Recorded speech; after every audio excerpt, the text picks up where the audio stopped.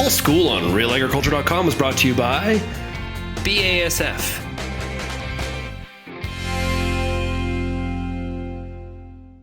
Sean Haney here with RealAgriculture.com. It's time for another edition of the Pulse School. We're joined right now by Andrew Reid with BASF.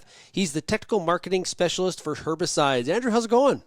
Good. How are you doing today, Sean? Hey, great to chat with you. Okay, we're going to talk about residuals. And of course, in pulse crops, this is something we've always got to be concerned about. When you look at the landscape right now across the prairies, we got still some wintry conditions out there, but should we be concerned about carryover this year? It's a great question. And given the challenges we had in 2018 and 2019, it's a very fair question. The short answer is in some small pockets, yes, it is still a concern.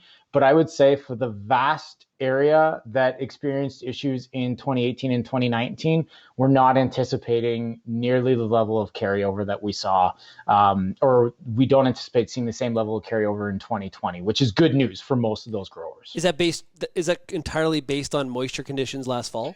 That's not last fall, actually, it's last summer. The amount of moisture that we got even late summer in some of those areas helps with the breakdown of those residual products last summer. So we're looking at a much more favorable condition going into this spring, at least from a carryover perspective. Okay, so what is that, what opportunity does that provide us here in 2020 if we don't have to be concerned about the carryover?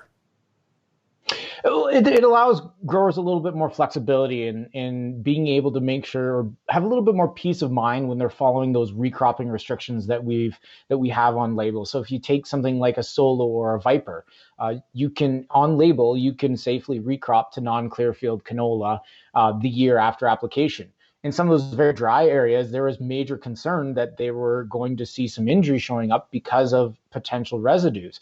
With more moisture coming later last summer, that adds a little bit more peace of mind to those producers that they should be able to safely recrop and not have to worry about dealing with any type of carryover injury. Okay, so you said a majority of the prairies, not a concern. Is there certain pockets that should be concerned?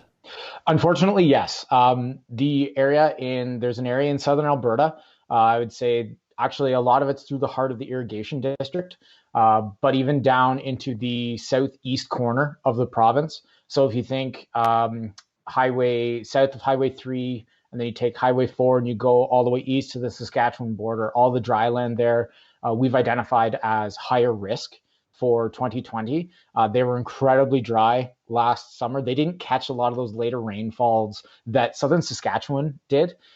So unfortunately, they're still in a situation where they may have to be cautious of dealing with carryover for 2020. But anyone who's under irrigation that has applied an IMI-based product, as long as they've put down a significant amount of moisture after application, there should be no concern under irrigation. It's only the dryland acres that we're concerned about. So the southern part of the Palliser Triangle living up to its name?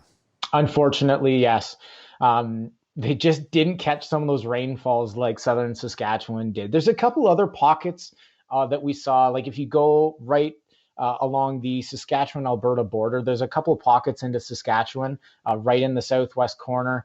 You get up around Kindersley, there's maybe a small pocket up there, but nothing to the extent that we saw in 2018 and 2019. Yeah, because so if I look at that, we're basically like talking Warner through the Hat, maybe tinging into Maple Creek. That's kind of the geography we're talking about. That's the geography we're talking about. So, and if you're looking north, like kind of between that area between Highway 3 and Highway 1, so Tabor up through Brooks, anything under dry land there, that is also potentially at risk. But again, the irrigated acres, there's a lot of irrigated land in that part of the world. Irrigated acres, we're not concerned. Because one of the things here is that you said, there could be some other little pockets elsewhere. There's no test, right? Like there's no way to know. Is that correct or am I wrong? Not beyond a shadow of a doubt, unfortunately. We get this question every year. Can I do a soil test and understand if it's safe to grow X crop or not? The short answer is no. You can do soil tests. You can test for active ingredient. But even if you find it, it doesn't mean there's no good correlation between amount of active ingredient you find in a soil test and level of risk for crop injury. The best recommendation we can still make is based on our product labels and the rainfall and the environment the year before. So basically, the rainfall after application in 2019 and your recrop label really determines your risk for the following year. So for something like I said, Solo or Viper, if you've got adequate rainfall, and we measure adequate rainfall as in if you get 150 millimeters, so that would be equivalent to 6 inches of rainfall after application before about the September long weekend, that's your key window. Then generally you can follow that recrop label with any of our IMI products very, very safely. It's when you start getting less moisture in that window that we start to get concerned about potential residues carrying over. You can find more episodes of the Pulse School by going to pulseschool.com. Andrew, thanks a lot for joining us here today on the Pulse School. Not a problem. Thanks for having me, Sean.